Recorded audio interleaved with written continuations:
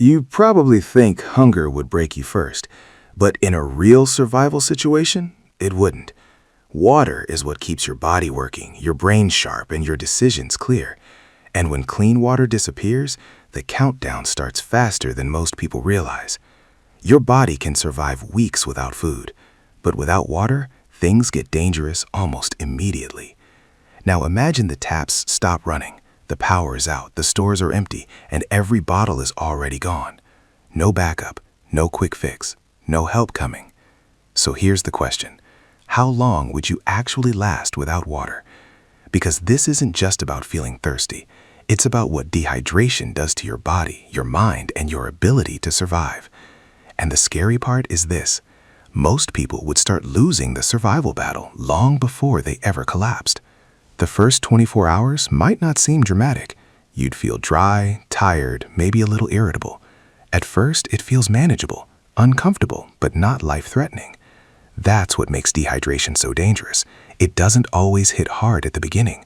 Sometimes it creeps in quietly, and by the time you realize what's happening, you're already behind. Your mouth gets dry, your energy drops, your focus starts slipping. Your body begins conserving every drop it can.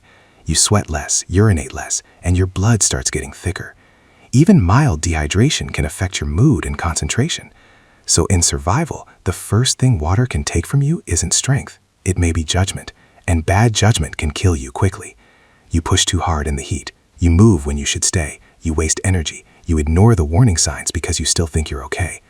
But by day 2, things get worse, much worse. Your body keeps losing water through breathing, movement, and heat. Even if you do almost nothing, you're still losing fluid. Now your heart has to work harder. Your temperature control starts to fail. You feel weak. Standing up too fast can make you dizzy. Your headache gets stronger. Your lips crack. Your mouth feels sticky. And your urine turns dark. But the real danger may not be physical at first. It may be mental. Because dehydration starts changing the way you think. You become slower, more confused, and more emotional. Small problems start feeling huge. Simple choices suddenly become difficult. And in a real emergency, that can be deadly, because survival depends on calm decisions. So here's the truth most people don't think about. What if people don't fail first because their body gives out? What if they fail because their mind does? What if the brain starts breaking before the body stops? That changes everything, because now you're still alive, but you're thinking badly. You leave shelter at the wrong time. You panic. You ration poorly. You take risks you would never normally take. And that's when desperation starts making decisions for you. That's also when unsafe water becomes a serious temptation, because when your body is screaming for water, logic gets weaker. You stop asking, is this safe?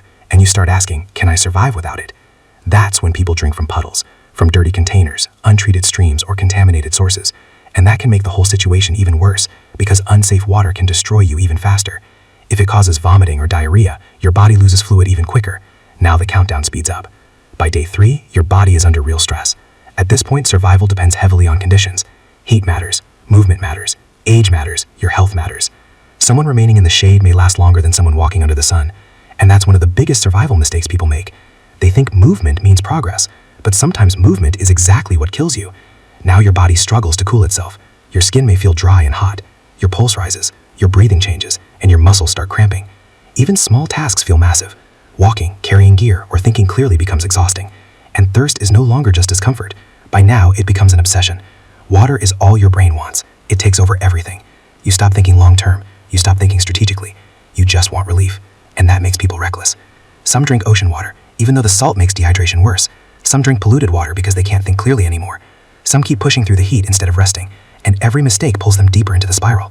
Now let's talk about days 4 through 7, because this is where reality becomes brutal. A lot of people say humans can survive 3 days without water, but that's not a rule. It's just an estimate. Some people may collapse sooner, especially in heat or under stress. Others may last a little longer in cooler conditions with almost no movement. But by this stage, the body is in crisis. Blood pressure may drop dangerously low. The kidneys begin shutting down. They can't filter waste without enough fluid. Confusion gets worse. Speech may slow, vision may blur, and coordination may start collapsing. At some point, the body can no longer keep its systems balanced, and that's when survival turns into organ failure. So, could someone survive 7 full days without water? In some rare conditions, maybe. But in most real survival situations, the odds are terrible. For most people, 7 days without water would be catastrophic. And that leads to the biggest lesson of all. Survival is not about waiting until you're desperate. It's about preparing before desperation begins. Because once the water is gone, your options shrink fast. Real survival means storing water before disaster happens. It means knowing how to find it, filter it, boil it, and protect it. Because water isn't just another supply, it is the supply. Food matters, gear matters, skills matter, but water decides whether any of those things get a chance to matter at all. Without it, your strength fades, your focus breaks, and panic takes over. So ask yourself this: if your water disappeared tonight, would your plan really last 7 days, or would only your confidence last that long? Because there's a big difference between liking survival content and being ready to survive. And that's the real question. Not whether a human can survive 7 days without water, but whether you are doing anything right now to make sure you never have to find out. If this made you think differently about survival, subscribe. Because the emergency that gets you probably won't be the one you expected. It'll be the one you underestimated. And water is one of the most underestimated survival threats of all. Thank you for watching, and I'll see you in the next one.